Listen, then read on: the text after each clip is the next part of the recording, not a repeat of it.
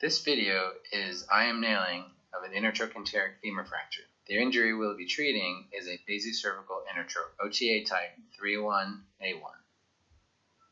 The preferred position is supine on a fracture table. Traction provided better identification of the basicervical fracture pattern. A closed reduction is performed with external rotation followed by traction and then internal rotation. The closed reduction can be seen here.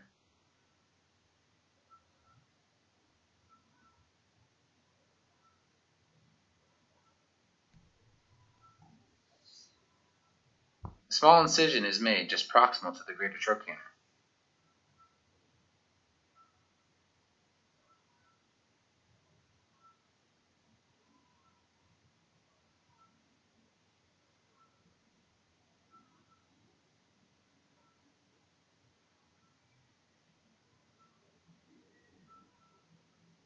A guide wire is placed at the tip of the greater trochanter in line with the intramedullary canal.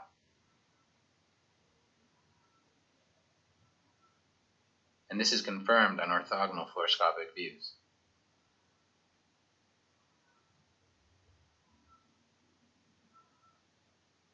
The guide pin is advanced, and a soft tissue sleeve is placed through the incision over the guide wire to protect the abductors.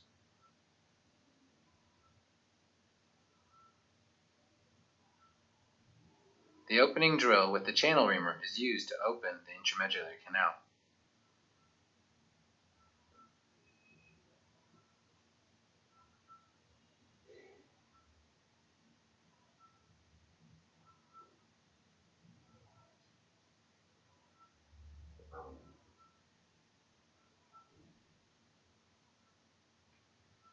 The drill is disconnected from the channel, and the channel is left in for easy access to the canal, and the long ball-tip guide wire is placed.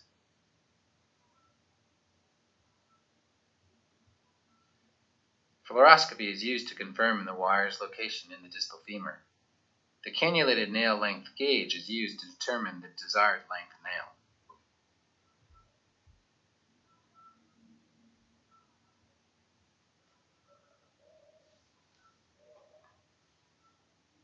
A small accessory incision is made just inferior to the vastus ridge.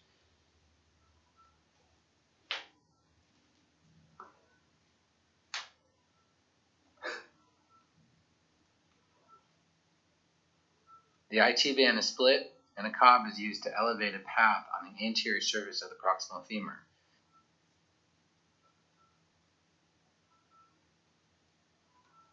For a bone hook to be used to reduce the medial calcar.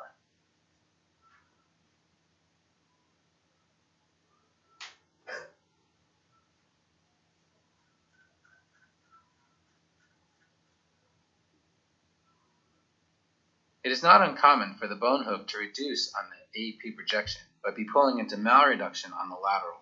Fluoroscopic confirmation is obtained here on the lateral view, showing the anterior and posterior neck reduction. This patient has a capacious canal, so before the nail is placed, the canal size is assessed by passing a reamer by hand through the isthmus. It is important that the bone hook maintains the reduction while the nail is placed.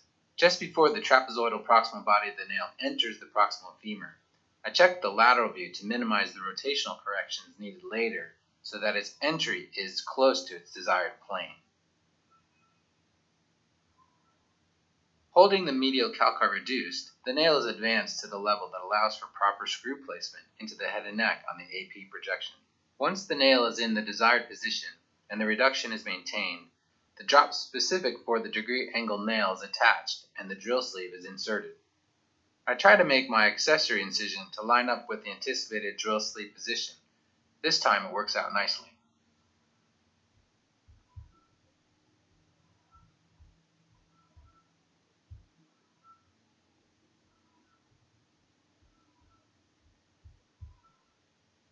Guide wire is placed into the sleeve and advanced on the AP projection. The lateral view is then checked. The radiolucent guide handle on the INTERTAN system allows for easy visualization of the pin up to the subchondral bone on the lateral. Once the position of the guide pin is confirmed, the length of the screw is measured. After the pin is placed, the compression screw starter drill is used to open the lateral cortex to be able then to insert the anti-rotation bar.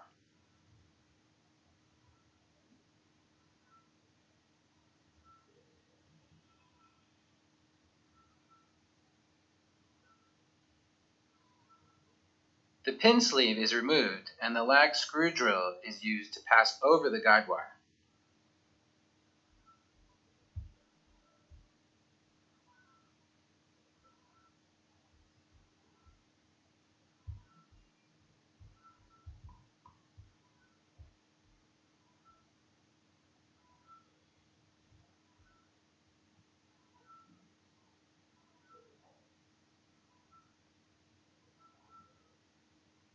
The lag screw drill is advanced under fluoroscopic guidance. When removing the lag screw drill, an obturator is often used to prevent the pin from being removed along with the drill. The lag screw is placed first by hand. The screw and driver has a groove for the compression screw and driver, so be sure this is assembled properly.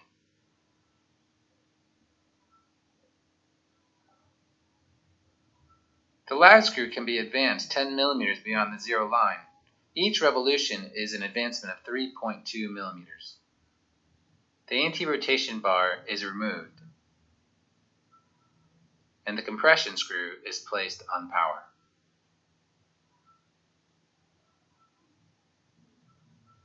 When the compression screw and the lag screw engage, we switch to advancing by hand.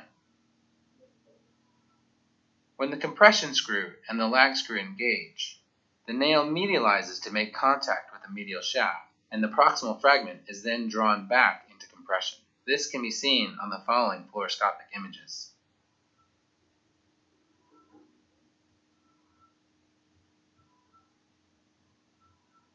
It is important to point out that the size of the nail will impact the amount of available compression, meaning the smaller the nail, the more distance needed to contact the medial cortex before compression begins. Therefore, it is best to fill the canal with the nail as much as possible to minimize the distance to medial cortex and maximize the available lag and compression. Again, we can see how the dual screw compression of the INTERTAN works in this sequence.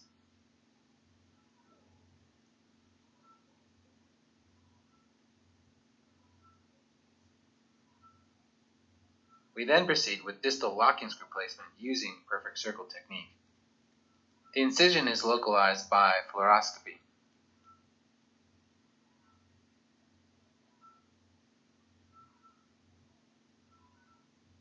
A hemostat is used to dissect down to bone.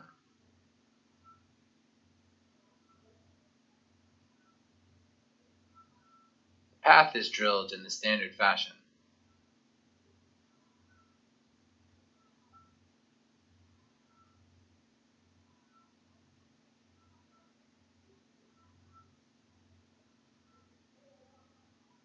And confirmed using fluoroscopy.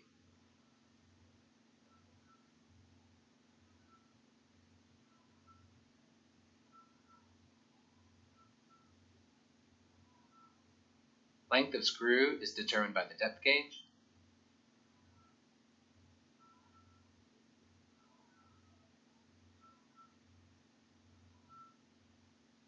The screw is then placed on power and finished by hand.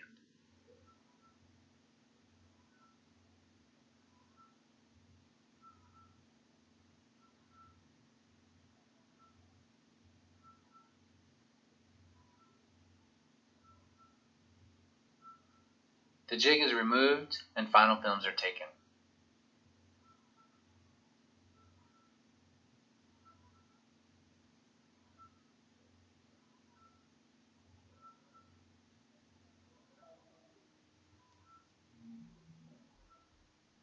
Copious irrigation is performed.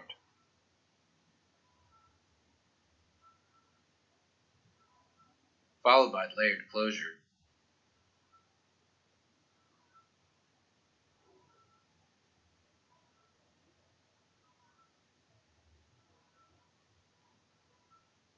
The postoperative plan for this patient will be to be weight bearing as tolerated, DVT prophylaxis, and postoperative IV antibiotics.